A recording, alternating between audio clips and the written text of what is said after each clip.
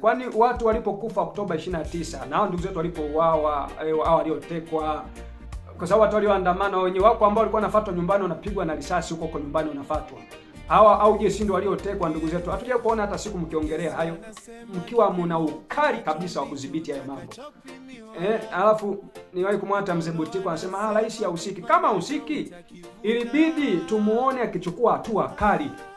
Akichukua hatua kali kwa maafisa wa polisi waliokuwa wakitajwa na kina Sativa yule si ndo Mafuere anatajwa, hata wale wanaharakati wa Kenya wanamtaja. Kwa nini hamchukui hatua kali zidi yake? Aidha astopishe kazi kwanza, ufanyike uchunguzi, hapo baada hapo afunguliwe kesi ya jinai ya kufanya vitu kwa kukusudia au kukusudia kuua. Hamchukui hatua zozote. Alafu mnasema Rais Samia husiki. Kama husiki, ilibidi yeye ajaribu kuchukua hatua kali, kwa sababu mfano akina Mfani Polepole kaka yake kuja akasema kwamba aliyemteka ni Mafuere. Kwa nini mtu mmoja tu anatajwa huyo afu achukuliwe hatua? Mwisho wa siku ndio maana leo hii mkifa wote mlioko ndani ya serikali mkifa, msishangae watu wakiwa wanashangilia, kwa sababu wanaona nyi wenyewe sisi anapotukuta mabaya hamuhuzuniki pamoja na Shalom mtu wa Mungu. Kwa siku nyingi najua sijaonekana moja kwa moja kwa klipu za moja kwa moja. Sasa leo nataka nizungumzie jambo hili la kiongozi huyu ambaye anaitwa Kenani Kiongosi, ni katibu mwenezi bila shaka wa CCM. Sasa nachotaka niongee ni hiki kwamba anaonya watu wasisherekee vifo vya viongozi. Sasa mimi nachotaka niseme hivi ni kwamba bila shaka hata Farao alikuwa kiongozi, bila shaka hata Herode alikuwa ni kiongozi, bila shaka Idi Amin pia alikuwa ni kiongozi, wakina Adolf Hitler walikuwa ni viongozi. Lakini nafikiri siku walipokufa watu walifanya sherehe, watu walishangilia. Sasa kuna haja kiongozi ujifunze na uelewe kwamba si kila kiongozi anaweza akafa watu wakalia na kuhuzunika.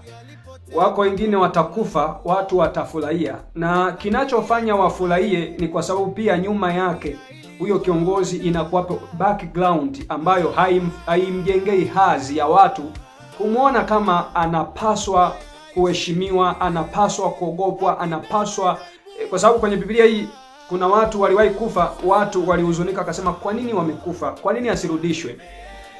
Wako akina Dorcas kwenye Biblia humu, sisomi ila naelezea tu, alikuwa ni mwanamke ambaye alikuwa anawashonea wanyonge maskini, alikuwa anawashonea kanzu.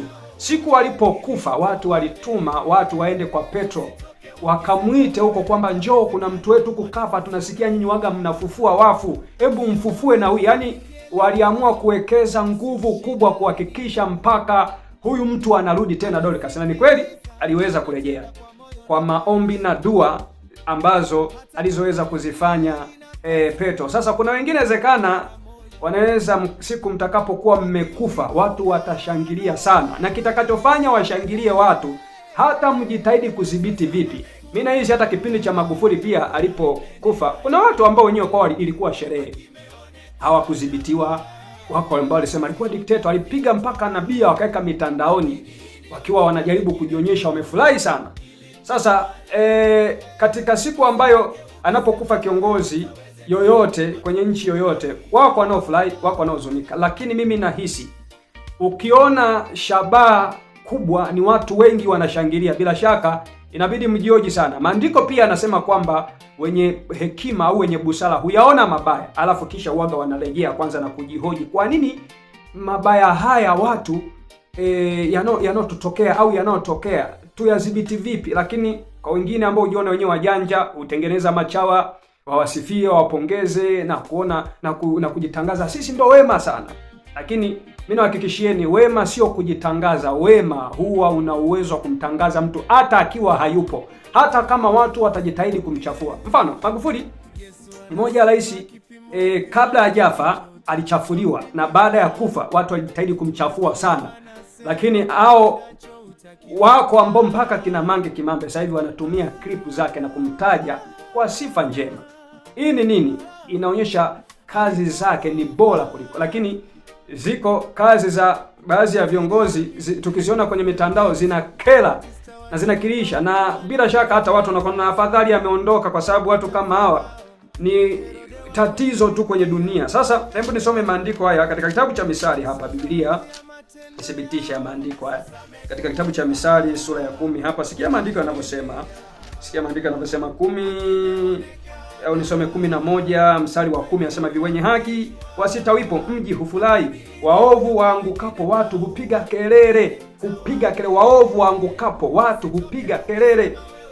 Waovu waangukapo watu hupiga kelele. Na rudia sana ili uielewe vizuri napoifafanua hapa. Waovu waangukapo watu hupiga kelele, watu wanashangilia, wanasema afadhali.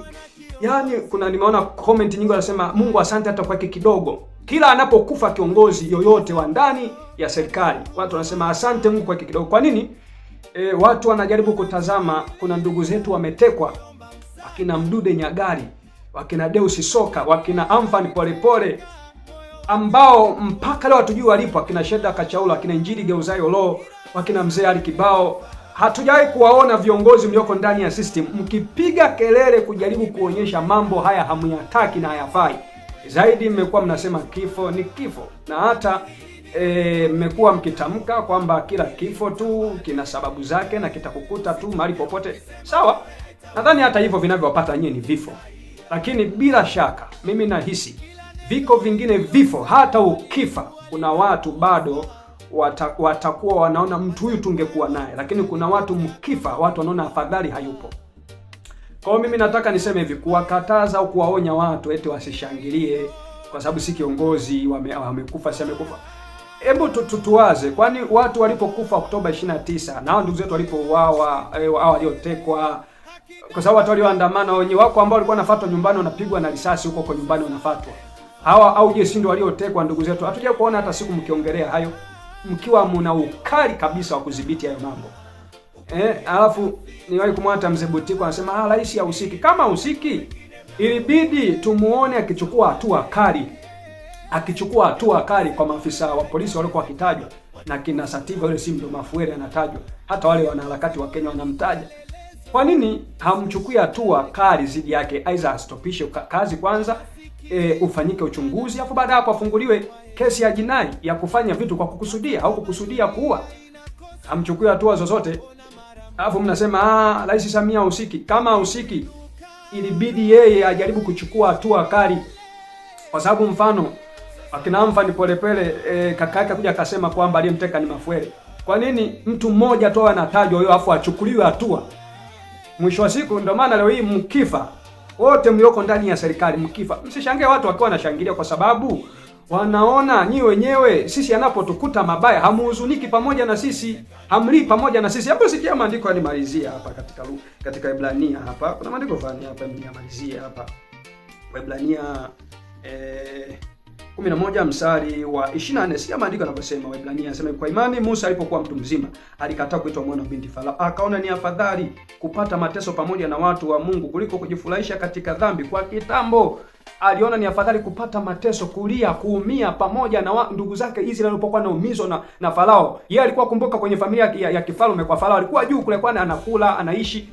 Haya mengine atakayopata huko chini hayo hayamuhusu, lakini Biblia inamtaja kwamba aliona ni afadhali apate mateso, aumie, azalilike, alie, ahuzunike na watu walioko chini. Nina uhakika alimadamu utakuwa ni kiumbe unaopigania haki za maskini kama Magufuli, ukiwa ni kiumbe unaopigania haki za maskini, kwa sababu sasa hivi kilichoko kwenye nchi zetu hizi, wenye pesa ndo wanakuwa na sauti. Sasa watapola, wataumiza, rasilimali watabagaza. Sasa ndo kama hivi, tuna gesi tunazo, lakini tunauziwa 23,000 kale kadogo, 24,000 kale kadogo, wakati nchi zingine zizo ambazo mfano kama Cuba aliyetaja mfano Polepole kipindi fulani, wanaagiza gesi nje ya nchi. Serikali inaagiza yenyewe na inawauzia watu ule mtungi mkubwa kwa shilingi 2,000 ya Kitanzania. Sasa hivyo hampiganii. Hata mkija ni wanakuepo tu machawa sasa ambao ndo watakuwa tu wanaongea kwenye mitandao. Yaani sasa wamerahisisha maisha. Ukiangalia katika kurahisisha maisha, sijajua labda ndio hiyo kutembea magari ya kifahari sasa nyinyi, na kununua hata pikipiki ambazo ndo watapewa baadhi ya watu ambao wanakuwa wanasifia na kupongeza vitu ambavyo vinakuwa viko sawa sawa, na kununua tu labda pengine mabasi ya kuchukulia watu wakobeba kwenye kampeni. Labda ndio hayo, kwa sababu kama ni maendeleo ilibidi tuone mnyonge huko akinufaika. Lakini sasa hivi Ukiangalia kipindi fulani Magufuli alikuwa anazungumzia machinga usisumbuliwe, ilifika hatua machinga ukawa unasumbuliwa ukipita maeneo ya Dodoma, maeneo ya One Way wanasumbuliwa. Sasa unapigania ulaji wako tu, unapigania wewe upande wako tu. Nataka siku ukifa watu wahuzunike. Watu Mungu, mungejua kwamba ukipandacho utakivuna. Wezi ukawa ni mtu unajijali tu wewe, unajali familia yako, unajali tu watoto wako, unajali ukoo wako, unajali wa nyumbani mwako tu. Yani wewe unajijali wewe tu, ukiota likitambi wewe ukala vizuri, ukatembelea gari zuri, ndio unazosema tu jamani tutangaze amani ya nchi. Ila kuna watu kwa watatekwa, watu watalalamika maisha, watu watalalamika vitu kupanda bei, wewe utawekeza tu. Wa Masai Ngolongolo wanalalamika kule, jamani ni pakwetu mtawafukuza kibabe. Hujali, unataka siku ukifa watu wasifurahie. Kwambie hata siku alipokufa Farao watu walishangilia. Siku alipokufa Herode watu walishangilia. Kwa hiyo nataka nikwambie kiongozi, hata udhibiti vipi, furaha ya watu bado itaendelea kujizilisha. Na bado huenda kuna wengine watakufa, itakuwa sherehe sana, itakuwa sherehe sana. Acha nishi hapa. Hii ni sauti ya mtoto wa mtu aliye kutoka nyikana, anasema tengenezeni njia ya Bwana, yanyosheni mapito yake. Tazama Mungu mhukumu wa haki wa kila mtu iwaje na malipo. Na heri afaye katika Bwana au litakalo mkuta lolote, ili tu atimize wajibu wake angali bado akiwa yuko duniani. Tazama Mungu alipo haki wa kila mtu iwaje na malipo. Na hii ndio maana neno Maranatha.